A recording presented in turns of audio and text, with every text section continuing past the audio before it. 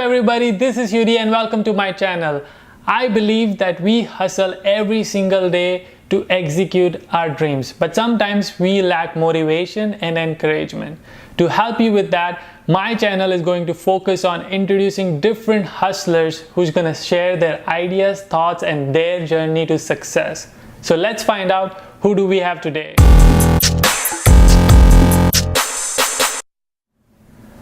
Alright, I'm super happy and excited to introduce this guest. She's a real hustler in life.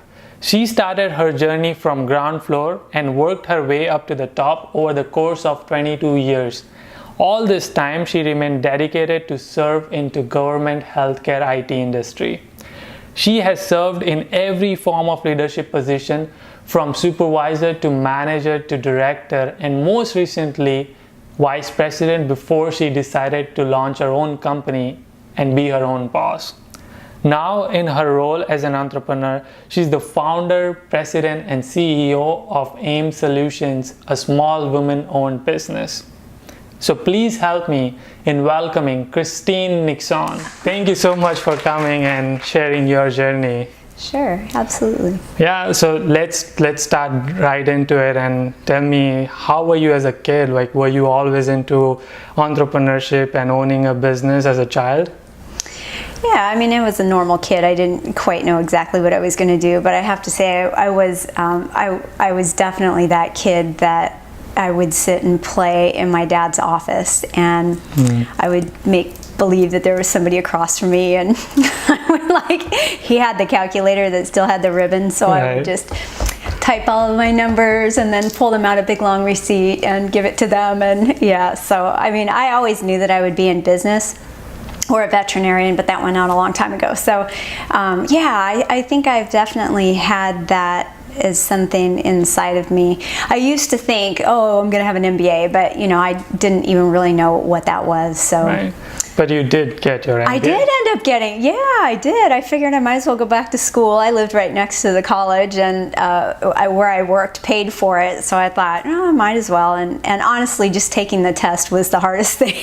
Once I was in, everything's fine. But I wasn't much for a GMAT and SAT or yeah, SATs and that kind of thing. Right. So I know that after you graduated, you have had so many leadership roles already, like director, manager, vice president. What was that point which made you think that this is it, I want to start my company? So my career was wonderful. You know, I literally started from the ground floor. Right. I've been in the healthcare IT industry my entire life, for government healthcare IT. So working for as a contractor for the Centers for Medicare and Medicaid Services, or CMS, and they manage you know, all of the healthcare practically in our country, Medicare, and then a good portion of the Medicaid states. So I didn't for a long time think, oh, I'm ready to run right out and start a business. I certainly had those moments where, so I worked for EDS, Ross Pro's company, that's where I started. And in EDS, they used to say, they used to call it healthy discomfort.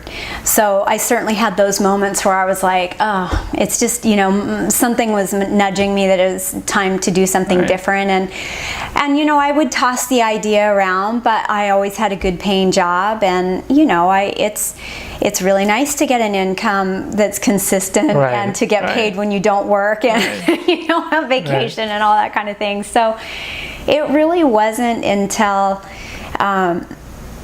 you know, I just left a job as a vice president, and it really just, the company that I worked for was a smaller company than I had ever worked for before, and it just got to the point that it wasn't a good fit anymore. My skill sets weren't aligned with where the company wanted to go, and I was either going to take another job as like a chief growth officer or something like that with a smaller company, or I was going to start my own business. And you know, I've always been one of those people, I just need a little nudge. You know, I kind of need to be kicked out of the nest because it's scary. And I really I believe a lot in signs and like things that kind of show me which direction to go at a given time. And, I had an opportunity that I was really working and talking to a gentleman about that owns a very small company just starting out, and he just wasn't ready to hire for that position yet. And that told me that it was time. And that day, literally, it was January 2nd, is when it appeared to me that the path that I was going to take was now to go open my business. And I have never, ever in my lifetime felt something so right and had so much conviction that I'm on the right path in my entire life. And I've never looked back. And in fact, that day, I lost my fear, truthfully. Wow. I don't think about, the money part and not having money and what if this happens and what if that happens. I think it's the first time in my life that I've turned off a lot of my brain, because I'm very, very analytical, very thorough, planned. Right. I'm not a spontaneous person. Right. Ask my husband. I like everything just planned out and routine, and I had to shut a lot of that off. Yeah. And listen to my heart. Right. And when I did that, I realized that there was something deep down that I have kind of quieted for a really long time. Right. And it's been the most amazing feeling I have had yet. Right. So like you talked about that, it was, you felt it so strongly that you want to do and you were passionate about it. Yeah. What was your biggest fear to get it started? Yeah, just that there would be stress from lack of finances, stress from me working so much. I mean, I have a tendency, I've always been a hard worker, so it's very easy for me I could easily get into the mode of working every day and weekends, that kind of thing, and that's not healthy for my family. It's not healthy for me, and I was afraid that the stress of that, and certainly the financial stress. I don't do well with financial stress. I didn't want that to be negative for my family. It was extremely important to me. Right. And you just got to let that go. And little by little, I've started out, I'm doing consulting now while I'm building the business to actually get subcontracts and bid work and hire people. And that within 2 weeks I had work, and then 2 weeks later I had more work from another client, and it's been fabulous. But that's because I do believe that there's something else bigger than me going on here, and that this is what I'm meant to do. And I came across a saying a long time ago. I think it was Norman Lear, and he said something that has just resonated with me so much, and it says, I don't know how to do this, but something inside me does. And that is exactly how I feel. And as long as I listen to it, everything has been okay. It's going to be fine. It's going to be more than okay. It's fabulous. Yeah. So those first 2 weeks where you were stressed about it, and did you feel like giving it up? Because oh no, and in fact, this is where the good blessings for me have just been, over and over and over again, I just felt affirmation that I'm doing the right thing. And one of the things, I was renting a house that I was renting it out. My husband and I and kids had moved to a different house, and I couldn't sell it at that point in time when we were moving, so I ended up renting it. And all of a sudden, out of the blue, the renters call up and they want to buy the house. And I'm like, wow, okay, if this actually happens, then I meant to start the business, because it gave me just a little bit of a nest egg, Right. And I had a pretty good severance also from the company that I left, and I saved, I'm pretty good with money. So I had given myself worst case scenario 6 months of not making a dime, and then I was going to be in some hot water. Got it. But it didn't, within 2 weeks I was making, money. So I really have let that go. I don't focus on the fear anymore, and it's ebb and flow. Some months are good, some months are not so good, but I know that there's something out there, and I had to go slow. In the industry that I'm in, you have to do things like make sure your accounting system can be audited and approved in order to do business with the government. Well, you don't go out and just buy that system. I mean, you have to set it up. I had to find somebody, a financial person that was used to this kind of work, and I've taken the time to do all of that, set the foundation for the business, to get an HR person that I really trust and develop the policies. And I've had to do everything. I have an email domain and my webpage and all that. That was not stuff I did before. And I do all of that. I think I believe in something Dwayne Johnson always says, like being the hardest worker in the room, and that's what it sounds like. Like you took the first step, you were the hardest worker in the room, and then rest all fall into places. Yeah, and I will say also, I mean, I can't give enough credit for the fact that I have been so blessed to work with some people who, I don't know that they even really knew that they were my mentor. They just demonstrated the way you should do business. They didn't sit down and say, Kristine, this is how it's done. It wasn't about that, but I watched them, and there was a project manager when I was young, and I started, and I thought, oh my gosh, I want to be just like him. He was amazing, and I'll say, he could facilitate a meeting like I've never seen, and that may not sound like much, but it was so much more than that. His name was Jerry Duquesne, and he read a room when there was an awkward silence. He called out the silence in a very compassionate way, because he knew that information wasn't sitting right with that person.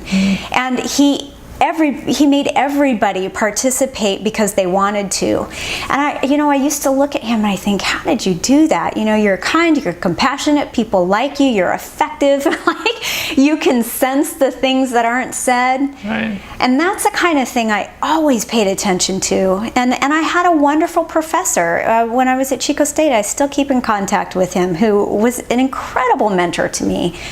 And so I've learned a lot. I was really fortunate to have some exceptional people in my life that have made me who I am today. Yeah, well, I hope that people who are watching this video and listening to your story, you become their mentor and you give them hope.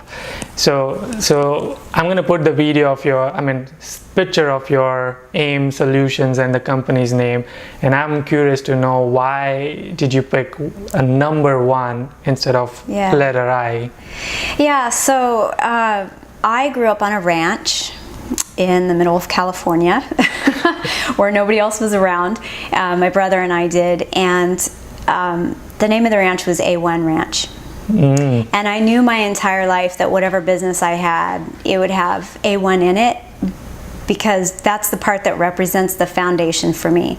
So there's 2 words that you'll see if you ever look at my website, or you'll hear me talk about, that hold so much meaning to me, and that's focus and foundation. So the foundation part is that hard work and integrity and quality over profitability will always be how I run this business. And I have come from a place where things were simplistic too, and sometimes you have to go back to the basics. Just work hard, follow through on commitments. Everything matters. Every conversation, every email, every deliverable, everything matters. So take that and make sure that you go above and beyond. Ask the question that you think is coming next, That's the kind of thing. So A1 of the A1M stands for foundation, and then A1M or A1M is the focus part, and that represents the part for me where I've worked a lot of jobs where, well, not a lot of jobs, but we've in the companies that I've worked for, we've gone after a lot of business all over the place. Sometimes because it has a lot of zeros behind it, and it's good revenue. And that's not for me. I want to focus on what I'm good at, and I want to be really transparent about what I'm not. And healthcare is where I've come from. It's the domain that I know. CMS is what I know. If I move into state Medicaid work for the healthcare purpose, it will be California, because I live here. But I also don't want to ever let go of the fact that I'm focused on this business being much more than just me. This is not about me. This is about giving back to the community that I was raised in. My vision one day is I have 50 really good jobs here. And what I mean by good would be very meaningful jobs where people feel valued and that they are, they know what their expectations are so that they know how to succeed. Mm-hmm. And there's a culture of caring and fairness for treating people the way that they should be treated, regardless of their skin color or female or male or whatever it may be. But that's the company that I'll eventually have, and it's starting now. And that's a focus piece for me. I don't ever want to lose sight for that. This is not about me just making a bunch of money so that that would be great if I made money, and hopefully someday. I'm sure you will. Yeah, thank you. Hopefully I make enough so that everybody can really have, enjoy their salary for their own families. And right. You're going to be the lady boss, and you're going to be the CEO of the company, and you're going to hire people. Like, what do you think? What kind of culture you think planning to have in your company, and what kind of culture would you expect to be people think of your company? Yeah, so I have worked with somebody, her name is Sarah, for the last 8 years, and she and I are very close. She's followed me to every company that I've worked at, and I actually will be hiring her on July 15th. So the reason why I bring that up is because we spend a lot of time talking about this very thing and how to hire the right people. I can teach skill sets. I can't teach motivation, or I suppose I could try, but it's more important to us that we hire people who share the same core values. And if they've had a hard time with jobs, or it doesn't matter to me that people come from Ivy League schools and have excelled in this and that and the other. I just really want people that will share the same cultural values, and by that I mean transparency is one of them.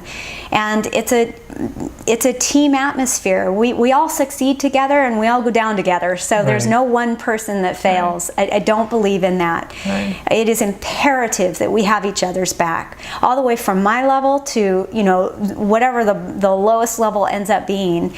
And it's very important that I have a culture of the company that everybody's willing to jump in. I'm not above taking meeting minutes. I never will be. If that's what needs to be done, I'll be the first person to do it. Or, whatever it may be. It doesn't really matter to me. So that's just a couple of the values. And also, it's very important to me that people know what their role is. Like, I'll go back to that again. I think oftentimes companies hire folks and they're not clear about the roles and responsibilities. Sure, they have a job description, but then they get into the job and it turns out they're doing 5 other jobs. Mm-hmm. And they really have a hard time understanding if they're valuable, if they are even valued, and if they're succeeding. And that's just not fair. That's not fair to people. So I'm really big on that. I think fairness means open communication about what you're doing well and what you're not doing well. There should be no surprises. I'm not one to believe in this yearly performance review where people sugarcoat things and then right. give you a really crappy score. Yeah. That's not me. Right. We won't do that. That's not the way this company works. Before we wrap up this video and before we wrap up this episode, what's the one advice would you give to anybody who is starting their new journey or starting their business or their company? Yeah, I would just say take time to really sit, stand, go for a walk. I don't care how you do it, but to listen to what's in your heart. I think it's really easy to have your mind just overrun with what-if scenarios that usually are not in your favor. Right. Unfortunately, I don't know why our mind does that, but if you can clear that away in a quiet time, or however you do that, take the time to do it and find out what's in your heart. Because if you really do believe in what you're doing, it's in your heart, that's all you need. I mean, it's infectious, and people buy what you do, or buy why you do something, not what you do. I mean, Simon Sinek says that, and it's so true. So I think when you have a very noble cause that you believe in, you're not the only one. There will be somebody else out there. And if you find what you believe in and you have that conviction deep down that this is something that's right, you listen to that and give it a shot. Okay, so worst case scenario, go get a job. Give it 6 months and go get a job. Right. I guess you should always have a backup plan so that you but you don't want to use that backup plan too much, because then it's a safety net and you don't end up doing it. And I do also believe that until you jump in full force, with everything, I believe this anyway, that the most successful businesses are hard to run on the side. At some point, you'll want to make a decision that, hey, this is what I'm going to devote all of my energy to. Right. I also think that it's just really important to celebrate the small things and come from a place of gratitude, no matter what you're doing in your life. And if you come from a place of gratitude, all of a sudden you look around and this adventure is not that scary, because there are accomplishments all the time. They may be small, but you have to stop and celebrate them. Recognize them first and foremost, and then celebrate them, because they keep you going. And sometimes there's a couple days or a couple weeks where you're like, wow, this was really hard. But you will have built up like a credit, of accomplishments, and that will carry you for a while. Right. So like Kristine said, take your time to listen to your heart and believe in what you want to really, really, really do. So I am very happy that you did this, and I'm super grateful that you shared your journey. I'm inspired, and I hope everybody else who's watching is inspired. We'll meet in the next episode. Till then, keep smiling and keep hustling.